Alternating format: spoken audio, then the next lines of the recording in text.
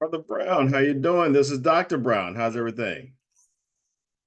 Doing okay. I'm doing okay. It's another day, so of course we're blessed to be above ground. So that's right. That's right. Always, always. No matter what happens with the government, he's still in charge. Hey, he makes the government. He makes the government. That's right. And we shall not want. Like last time. Lord is my shepherd. Exactly. He did not. He brought us this far. He brought us this far. So I think we'll be okay. There you go. There you go. Exactly. All right, Dr. Brown. Okay. Okay. All right. Sounds good. 10 o'clock, and now time for Dr. Brown and Health Facts. Doctor, you on the air. All right. Good morning. Good morning, listeners. Good morning, Mr. Brown. Always good to hear your voice. And good morning, listeners. You're locked into WVOE, the voice of Ebony, where your health is our heartbeat. I'm your host, Dr. Christopher Brown, president and founder of Pressure MD, welcoming you to another enriching session of Health Facts, the show where wisdom meets wellness and knowledge is always in season. So, all right. So this morning, I think last time we talked a little bit about religion and health. Kind of addressed the screenings and stuff of that nature, just to kind of bring those two issues together. And today, what we're going to talk about is something that's coming up at the end of this month, and it is National Family Health History Day.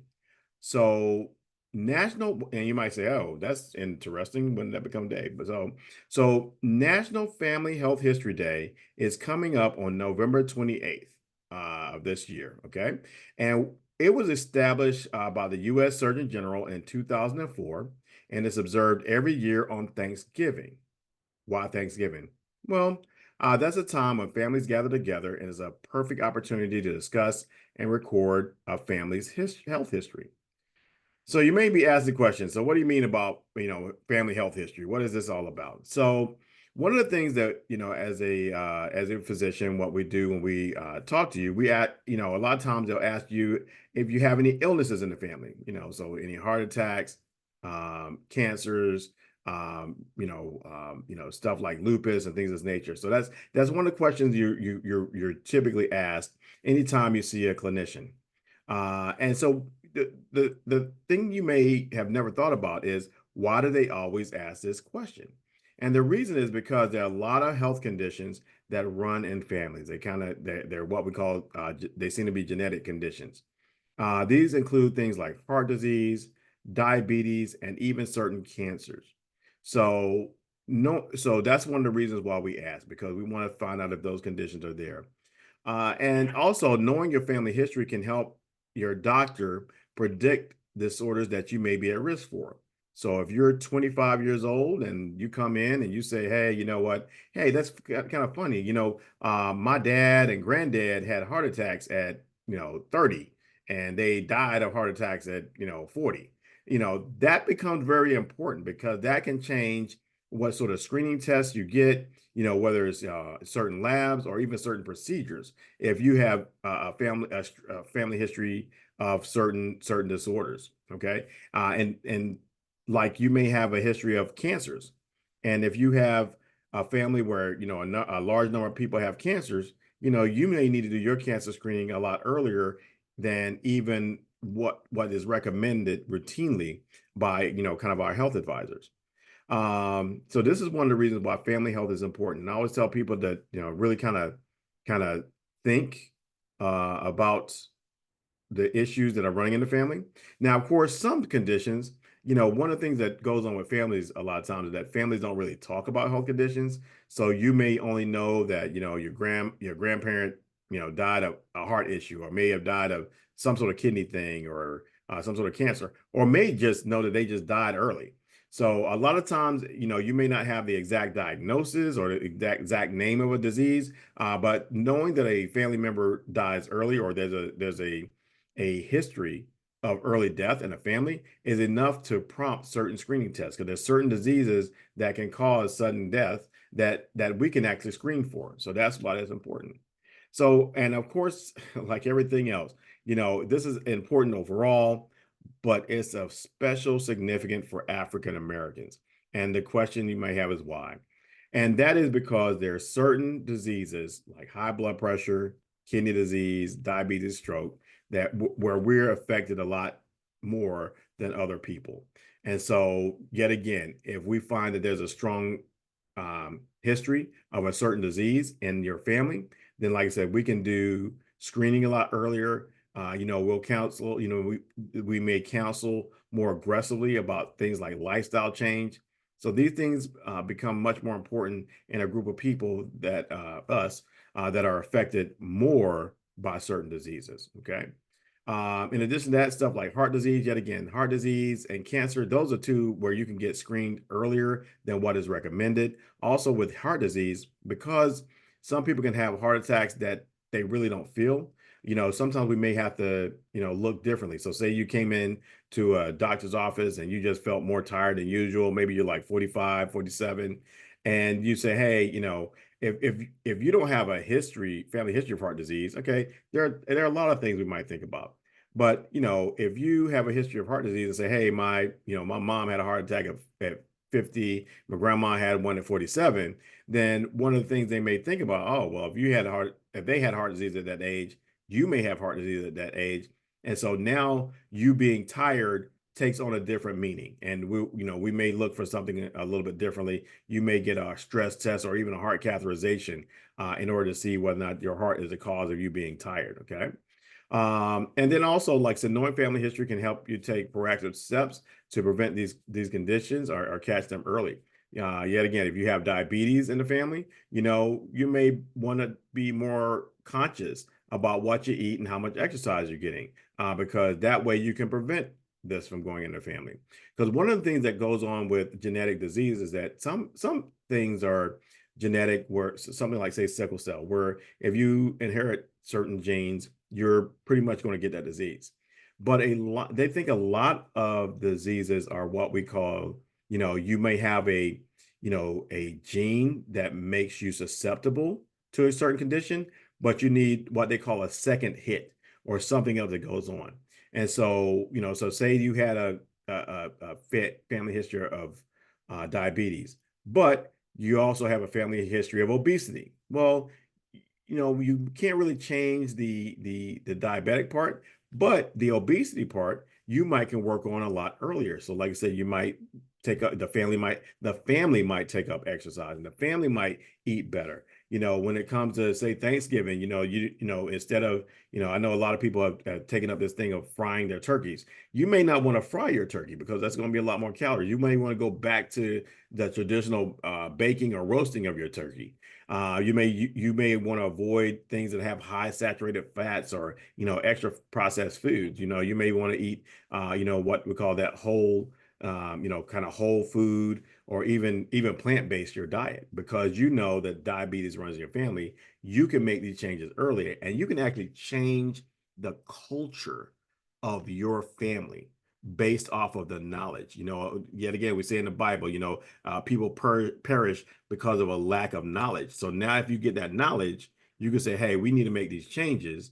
And so everybody else might be eating, Snickers and drinking pop, every day. But like I said, hey, for your family, you need to conduct yourself differently. So that's one of the reasons. Okay. So one of the things you might be thinking about is like, okay, so how do I go about this? We never talk about family history and stuff of that nature. So, so the way to address uh, this family health history is, there are a couple of things you can do. So one is to start the conversation. You may, before a large family gathering, you may want to start with just a small family gathering. So maybe, like I said, just at your own dinner table, sit down and say, hey, I remember grandma had, yet again, diabetes, or, I had an aunt that had cancer.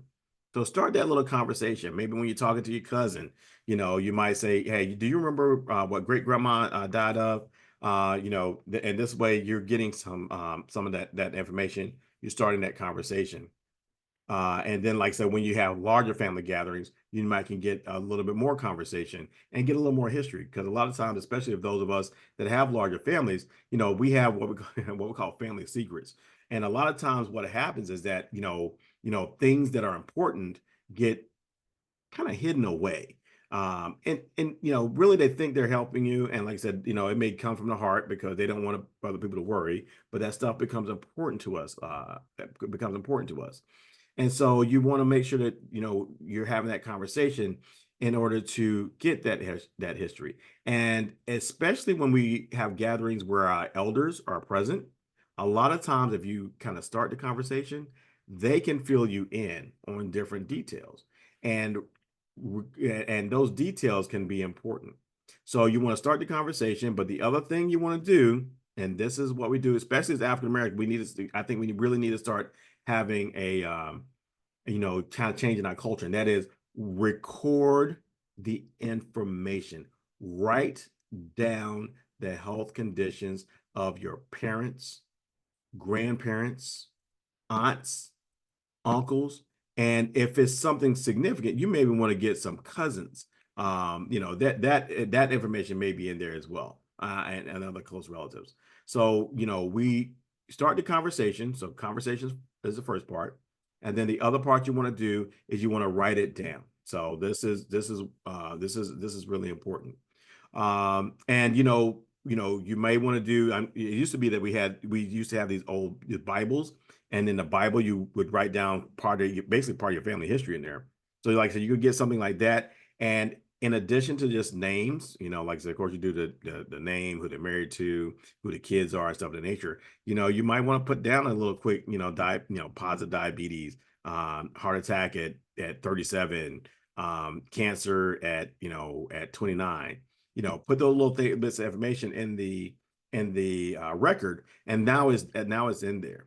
And you want to update it regularly. I mean, one thing you might want to do, because I'm thinking about doing this with my family, and that is a lot of us have family reunions, and that would be a great time to kind of update, health histories, so that you can keep your everything up to date. And of course, everybody doesn't want everybody knowing business. So what you can do is maybe each family or each individual keep that. And then, of course, like I said, stuff like heart attacks and stuff needs to be shared, but maybe like the other parts of history, you may need some time before you share that type of information. Now, once you get that information, then you want to make sure you share that with your doctor. Make sure you bring your family health history with you to your next checkup, kind of update your doctor so that they can be aware of certain diseases. And then you also want to encourage your other family members to do the same thing, to learn about and share their health histories as well. So, of course, we got a lot of families. Some of these families are blended. So you want to make sure that you're getting the right information there. So and then of course, if you we always need resources. We always need resources for things. So the CDC has a My Family Health Portrait tool. So it's a free web-based tool that helps you create a family health history. There are also some other things out there. There's a National Human Genome Research Institute. But in addition to that, you may check with your local health department. I think I've said this before. Health departments sometimes, and sometimes they may not have a particular resource, but they are extraordinarily good at getting you resources. So if you ask for it, a lot of times there'll be someone there that may be willing to search for more tools and get you those tools. Okay, so always check with your local health department. There may be some community health centers, they might be able to help you as well, but then also check with your family doctor. They may be able to get you some resources or talk to you about what conditions might be important. Okay, so so remember, so one thing I do want to remind you about as we kind of close this out is that knowing your family health history does not change your genes. Okay, because I feel like a lot of people get concerned if they learn about it, then it's gonna happen to you. The genetic makeup that your genetic makeup is caused whenever you are conceived. Okay, so when you're conceived, that's your genetic makeup. Okay, so your family health history is already there. It's already written in their genes. So it can't change your genes, but it can change your future. Okay, so the future is what you have some influence to. And you can change that fluid and that future based off of your knowledge, okay? But you can't change it if you don't know what you do or do what you are or are not prone to. So this Thanksgiving, make sure you take a moment between that that last slice of turkey and the game starting to talk about your family's health. At least get the conversation started. Get someone that might take up that mantle, that might be the leader in family health, and see if you can get a little bit more information, glean a little bit more information about health conditions that may run in your family. It could be the most important conversation you have all year. You could save a relative. You could save a life. So that's my final thoughts on this. Of course, if you all have any question or anything, always feel free to call the station. And Brother Brown, as always, I'm gonna reach out to you to see if you have any questions on this topic.